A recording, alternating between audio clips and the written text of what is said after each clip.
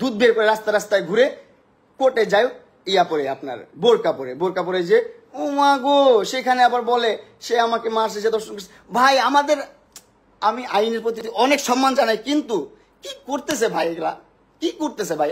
আমার কি বাঁচার কোনো অধিকার নাই? ও আমাকে হুমকি দিচ্ছে, তুই জেলে পচে মরবি।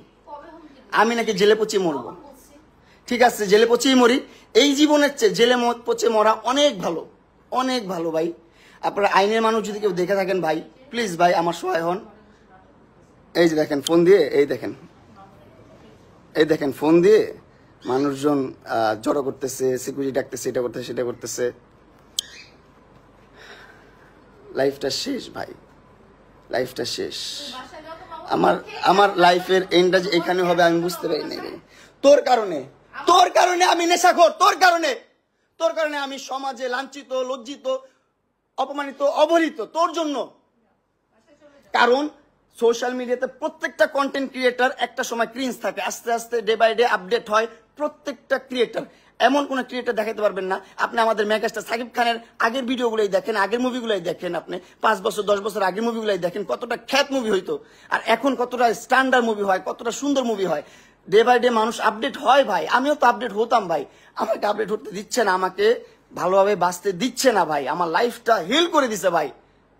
আমি যে এখন একটা বাঁচবো কোনোভাবে দিচ্ছে না ভাই। ঠিক আছে ভাই, তুমি আমার মোবাইল থেকে কেন আমার ভিডিও, আমার পিকচার, আমার সবকিছু ট্রান্সফার করলা আমার অনুমতি ছাড়া, আমার মোবাইল ধরে, সেগুলো আবার তোমার মিডিয়ার ভাই বেড়াদারকে শেয়ার করলা, তারা আপলোড করতেছে? কেন করলা তুমি এটা? কেন করলা তুমি এটা?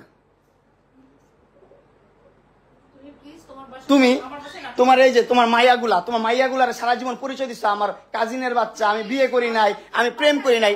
ও সারা জীবন পরিচয় দিচ্ছে, সারা জীবন বলছে, সারা জীবনে 4-5টা বছর ধরে বলছে যে আমার এই দুইটা হচ্ছে আমার কাজিনের বাচ্চা, আমার বাচ্চা না, আমি বিয়ে করি নাই, আমি জীবনে প্রেমই করি নাই। এটা বলছে আল্লাহর কসম, ও বলছে যে আমি একটা প্রেমও করি নাই, আমার বাপ মা এত স্ট্রিক্ট, আমি আর্মি ফ্যামিলির, আর্মি ব্যাকগ্রাউন্ডের, আমাকে একটা মুভমেন্ট করতে দেয় না, একটা জায়গায় যাইতে দেয় না, এটা বলছে এই মহিলা। কিন্তু দিন শেষে জানা গেল কি 2টা বিয়ে করছে। প্রেম কত করছে তার তো কোনো হিসাব নাই, দেশ বিদেশ ঘুরে বেড়াইছে, কত কিছু করছে না করছে তার তো কোনো হিসাবই নাই, তার কোনো হিসাব নাই।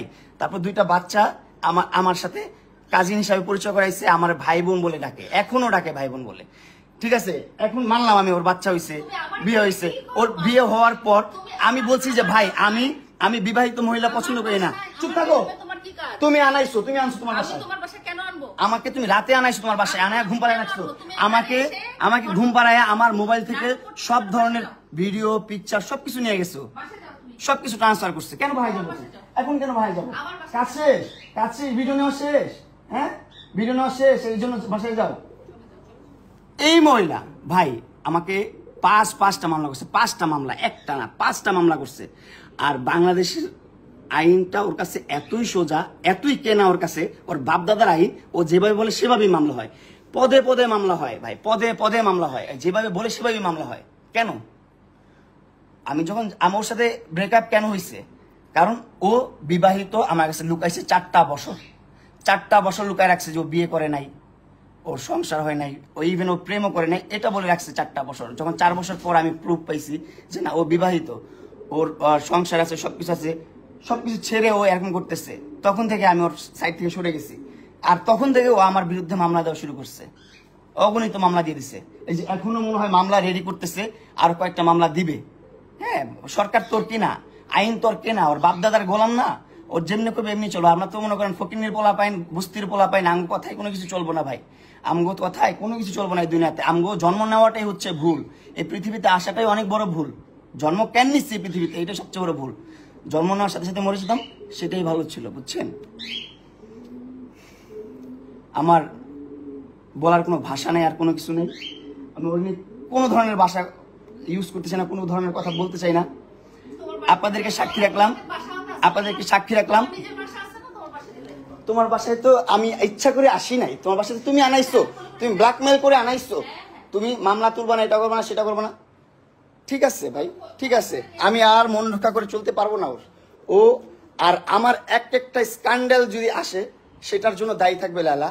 আমার প্রত্যেকটা খারাপ কাজের জন্য দায়ী থাকবে এই মহিলা,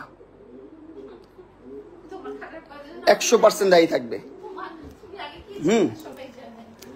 আমি কি ছিলাম, তুমি কি ছিলা? ডিভোর্সি মহিলা, 2টা সংসার করতে পারো না, স্টুপিড কোথাকার, জানোয়ার কোথাকার, অভদ্র মহিলা, বেয়াদব মহিলা, যেভাবে ইচ্ছা সেভাবে চালাচ্ছ। 50 বছর হয়ে গেছে গা, 50টা বছর হয়েছে। আমার মাত্র সবে কয় বছর? আমার সবে কয় বছর? তোর অর্ধেকেরও কম আমার বয়স, তোর অর্ধেকেরও কম। কি চালটা চালস তুই?